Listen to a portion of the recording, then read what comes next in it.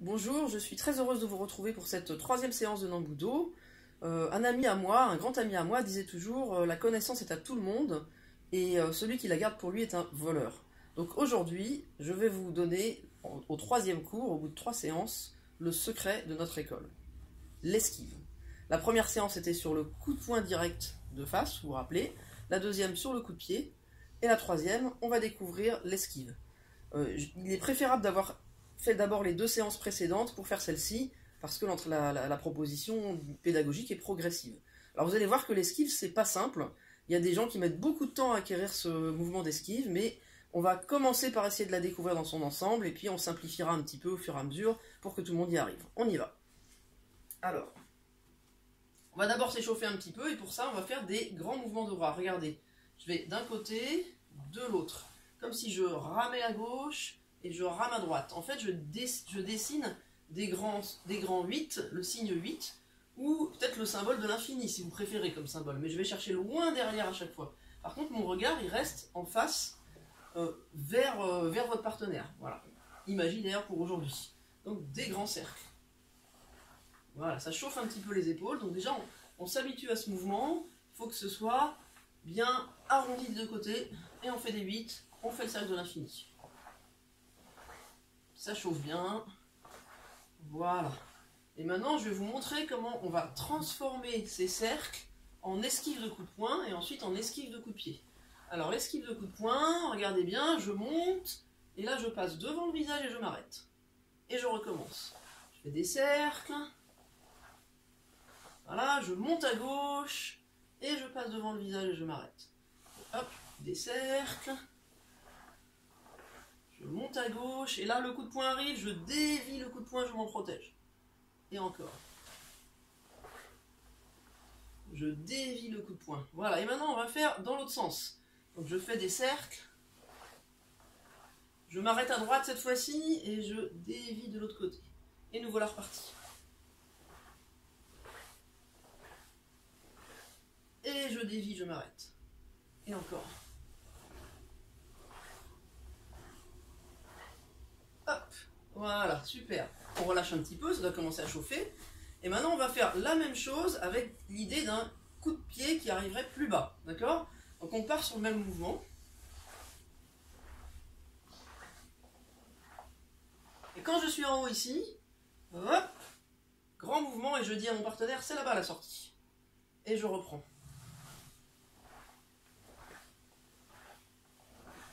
Hop, la sortie c'est là-bas. Et je reprends mes 8. Hop.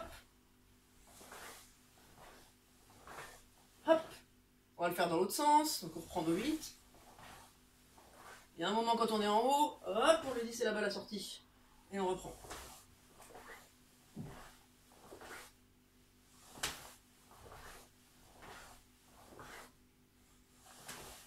Deux, 3, 4. 1, 2, 3, 4. Et voilà. Alors, qu'est-ce que ça donne si on oublie l'exercice qui permet de comprendre le cercle? Qu'est-ce que ça donne réellement avec une attaque? Comment ça se passe? Alors, je suis par exemple jambe gauche devant, main gauche en haut en protection. Vous vous rappelez, il y a toujours une main qui protège le visage et main droite en face du ventre. Donc je vous remonte de profil. La jambe arrière plutôt presque tendue pour ne pas se pincer le dos. La jambe avant fléchie, bien fléchie.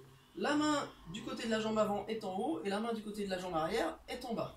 De face, ça donne ça. Et vous vous rappelez aussi qu'on est les 2 pieds sur 2 lignes différentes, la même largeur que nos 2 hanches quand on est les deux pieds écartés comme ça. Donc hop, la même largeur conservée. Si je suis sur la même ligne, je perds l'équilibre. Même largeur, je montre mon ventre à la personne qui est en face de moi. Et je suis en garde. Et là, on va faire l'esquive du poing. C'est la plus difficile. On va en bas, vers la jambe avant, en haut, et on lui indique la sortie là-bas derrière. En bas, en haut, et derrière. En bas du côté de la jambe avant, en haut, et derrière du côté de la jambe arrière. En bas, en haut, et derrière. En bas, en haut, et derrière. Allez, on va faire 5. 1, 2, 3, 4, 5. Super, on change de jambe. C'est pas facile ça, c'est pas facile à retenir et à acquérir. Alors là, regardez, je vais en bas du côté de ma jambe avant, je remonte en haut et je passe bien devant le visage. Et je recommence. En bas, en haut, devant le visage. En bas, du côté de la jambe avant, en haut et devant le visage. Vous vous rappelez, la sortie, c'est par là-bas, pour retenir le sens.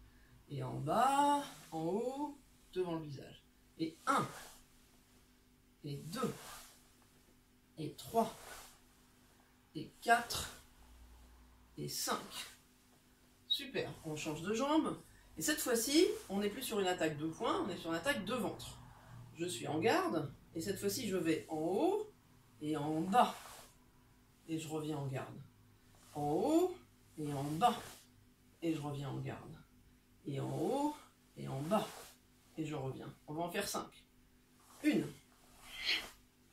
N'oubliez pas le souffle. Tous les mouvements, esquive ou attaque, on souffle. 2. 3. 4. 5. Et on change de jambe. 1. On le fait doucement pour l'instant. En haut, bien en bas et derrière. Et on garde. En haut, bien en bas et derrière. Et devant. Et on y va pour 5 fois. 1. 2. 3. 4. 5. Ok, super. On rechange de jambe et maintenant on va parler de l'esquive du corps. Pourquoi? Parce que notre idée dans notre école d'Ambudo, c'est que on peut toujours apprendre des blocages. Par exemple, ça pourrait être un blocage effectivement, ou ça aussi, ça pourrait être un blocage. D'accord? Quelque chose vous attaque devant, un coup de pied ou un coup de poing, vous vous rappelez, un coup de poing, pardon, ou un coup de pied, voilà. Je fais ça ou je fais ça. Mais si la personne est plus forte que moi, même si je fais très bien mon blocage, même si je fais très bien ma protection, je vais me faire mal, je vais pas y arriver. Toujours s'imaginer que l'autre en face est un gros camion. Qu'est-ce qu'on fait si on a un gros camion qui nous fonce dessus? Est-ce qu'on essaie de bloquer le camion? Ben non, l'idée, ça va être, bien évidemment, de laisser passer le camion. D'accord? On verra après ce qu'on fait de nos mains, c'est ce que ce sera en liaison et ce qu'on a travaillé juste avant. Donc, je suis jambe avant pliée, jambe arrière tendue, d'accord? Pour l'instant, j'ai pas besoin de me servir de mes mains. Le camion arrive sur moi, et ce que je vais faire, je vais enlever, c'est très important, d'abord la jambe avant, et ensuite la jambe arrière. Pourquoi d'abord la jambe avant? Parce que sinon je vais croiser, et donc je vais perdre l'équilibre. Donc, jambe avant, jambe arrière. Mais je garde ma position de fente avant, je vous la montre, hein, vous vous rappelez? Donc, fente avant, Zenkutsudashi, ça s'appelle pour parler un peu japonais, et jambe avant, jambe arrière. Et je reviens. Jambe avant, jambe arrière, et hop, j'enlève un peu les hanches. Et je reviens. Jambe avant, jambe arrière. Je laisse passer le camion. 1. Et je reviens. 2. Et je reviens. 3. Et je reviens. 4. Et je reviens. 5. Et je reviens.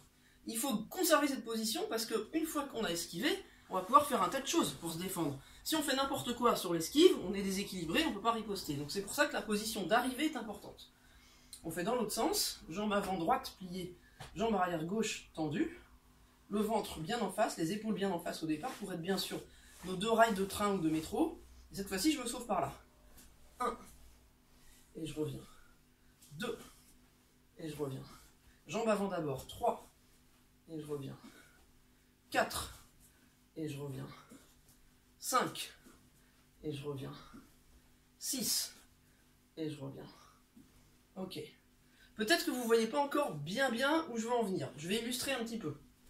Je le fais avec les moyens du bord. Vous êtes peut-être ça chez vous. Vous trouverez une autre idée. Hop. Mon chariot de course. Très utile en ce moment. Alors. Voilà mon adversaire. Mon adversaire, a priori, il devrait arriver vers moi. Venir vers moi. Donc quand il arrive vers moi, je suis là. Et vous vous rappelez, je le laisse passer. Là, ce que je fais, c'est que j'avance un peu vers le chariot, parce que ce bête chariot, il refuse de m'attaquer. Mais vous comprenez le principe. Donc l'adversaire arrive, et hop, je le laisse passer. Mais je suis quand même à distance pour faire des trucs dessus après. Hein. Je le laisse passer. Voilà. Si j'ai décidé de le faire de l'autre côté, j'ai la jambe droite devant. Voilà, le chariot arrive, jambe avant, jambe arrière. Et je reviens. Jambe avant, jambe arrière. Et je reviens. Jambe avant, jambe arrière. et je reviens. Et maintenant, on va utiliser les bras. Si ce chariot m'attaque avec un coup de pied plutôt qu'avec un coup de poing, je vais faire l'esquive en bas. Donc j'ai la jambe gauche devant, j'ai les mains en protection, je m'en vais et je fais mon cercle d'esquive et je lui dis la sortie c'est là-bas.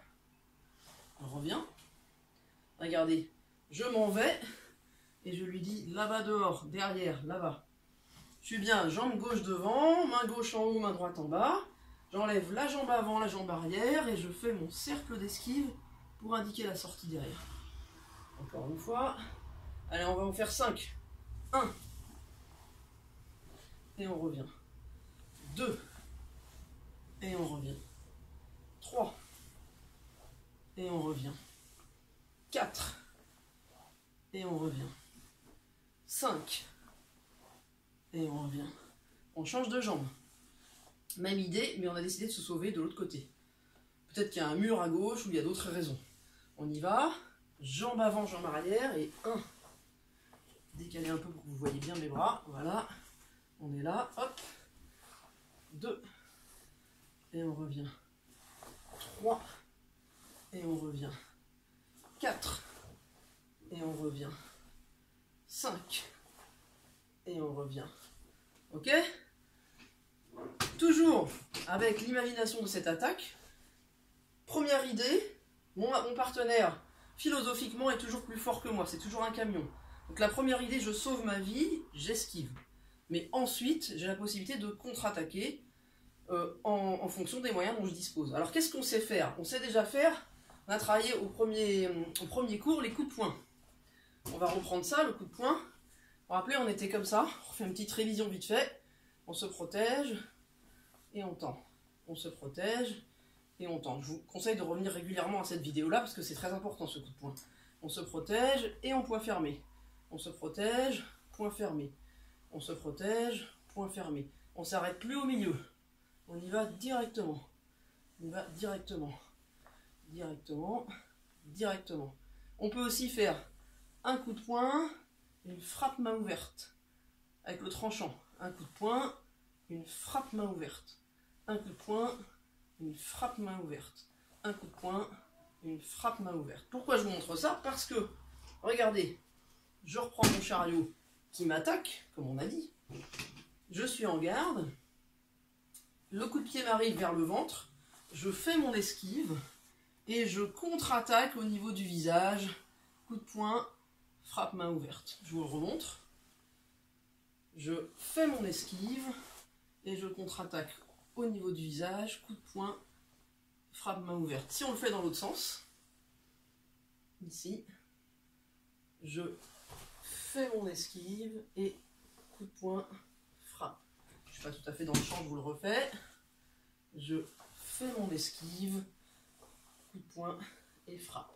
Et là, on va commencer à pouvoir s'amuser dans la prochaine vidéo, parce que qu'est-ce que vous allez pouvoir faire après? Plein d'autres choses. À partir du moment où vous avez compris l'esquive et la contre-attaque. Par exemple, ici, j'esquive, et en contre-attaque, on fera un hop, coup de pied dans le dos de mon partenaire.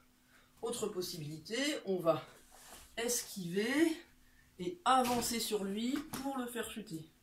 Par exemple.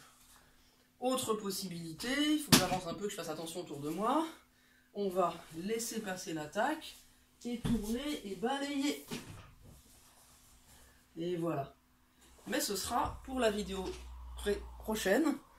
Donc je vous souhaite bon travail et bon entraînement pour cette 3e séance sur les esquives. Merci beaucoup. Bravo.